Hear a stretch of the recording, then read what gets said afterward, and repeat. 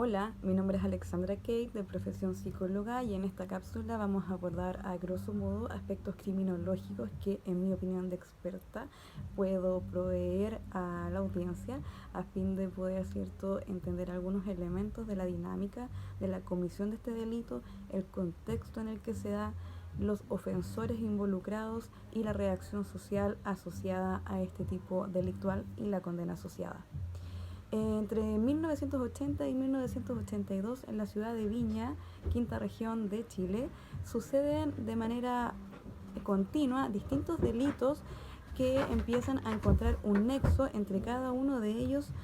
principalmente detectado a raíz del tipo de víctimas que se ven involucrados en estos delitos. Delitos tales como homicidio, robo, violación y abuso sexual en general. Estos hechos posteriormente, ¿cierto?, han sido analizados en distintas esferas, ya sea documental, reportaje, producción de series audiovisuales, y curiosamente no ha tenido un abordaje distinto o una revisión jurídica que permita, por ejemplo, dar lectura de sentencia de la pena de muerte que fue decretada en este caso, y que permita además también revisar elementos de la carpeta investigativa que condujeran a que los únicos dos acusados y condenados fueran efectivamente los que se vieran sometidos a la pena capital, que para ese entonces todavía era legal en Chile. Bueno, retornando al aspecto, cierto, del análisis criminológico, enfatizar que el comportamiento delictivo que ya he descrito se ve ampliamente facilitado por factores del entorno que así lo permiten. Es así como, por ejemplo, que la institución de Carabineros no se efectuara un screening o una evaluación, ¿cierto?, que tendiera a atender o reconocer, pesquisar, profundizar los aspectos de la personalidad del postulante, es que facilitaron, ¿cierto?, el acceso de, por ejemplo, en este caso, Jorge Sagredo, de 32 años, a la institución de Carabineros, pese a que en una revisión somera de sus antecedentes biográficos se podía reconocer y detectar elementos que, entre algunos, ¿cierto?, pudieran haber hecho concluir que el manejo de armas por parte de él podía ser un riesgo. Posteriormente, en el ejercicio ya como carabinero dentro de la institución, impresiona que no hayan advertido también sus colegas y superiores algunos procedimientos que estaban caracterizados derechamente por el abuso de poder. Se conjuga a Jorge Sagredo, a don Carlos Top Collins, de 27 años, que con un funcionamiento mucho más adaptativo, posteriormente también fue diagnosticado con algunos rasgos de personalidad asociados a la psicopatía. Sin embargo, al contrario de Jorge Sagredo, no lograba reunir todos los criterios para efectivamente tener el diagnóstico de personalidad psicopática. Bueno, quiero enfatizar entonces que en el aspecto criminológico estos hechos suscitados se ven facilitados por una institución que, por lo demás, en dicho contexto y periodo, que es, recordemos, dictadura militar a nivel país, ¿cierto? Las instituciones normativas se ven avaladas, validadas y con mucha normalización, ¿cierto?, de comportamientos de abuso de poder, ¿ya? Lo que en este caso creo, como experta, que Jorge Sagredo supo utilizar para progresivamente ir calculando la comisión de sus delitos y para posteriormente también encubrirlos, obstaculizar la investigación o adelantarse. Como decía, incluso adelantarse a ello, ¿cierto?, al proceso investigativo. Pero lo que resulta más llamativo es que el encontrarse en la institución de Carabineros aumentó su conducta temeraria, ¿ya? Hubo eventos en los que Jorge Sagredo instó a su colega Carlos Top a dejar el vehículo, por ejemplo, de la víctima que había sido ultrajada el día anterior por ellos fuera de comisaría. Y así otros elementos que dan cuenta de que el haber estado, cierto, desempeñándose laboralmente en esta institución en un contexto social que validaba prácticas en este tipo de instituciones que transgredieran ciertos aspectos como derechos humanos o trato ético,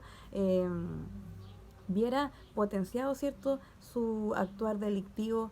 al estar amparado por esta situación.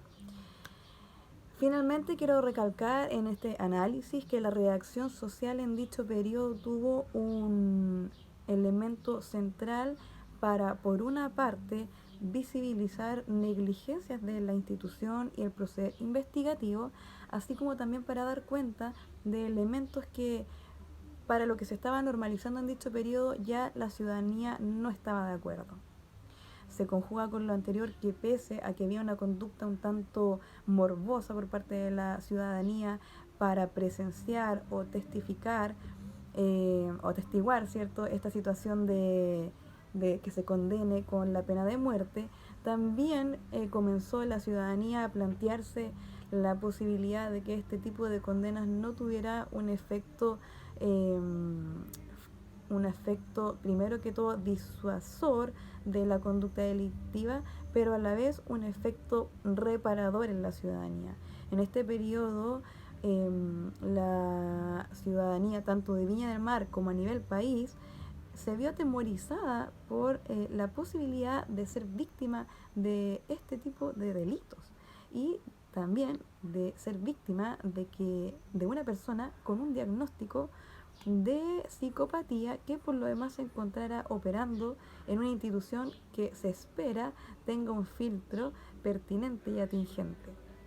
Entonces la reacción social, en este caso, se tendió a la desconfianza, ya sea del proceso investigativo como de los funcionarios de Carabineros, y le otorgó mucho énfasis a lo que la prensa podía comunicar. Es así como estos elementos se conjugaron de tal manera para que posteriormente en el análisis de este caso con perspectiva se pudiera reconocer que por una parte la pena de muerte ya no tiene o nunca ha tenido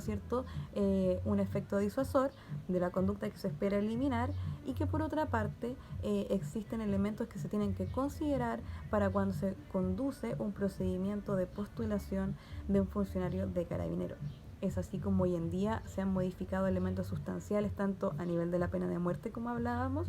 y también a nivel de evaluación de los postulantes a Carabineros. En general, también tengo la opinión de que ambos acusados y condenados cometieron los delitos bajo el paradigma, ¿cierto?, de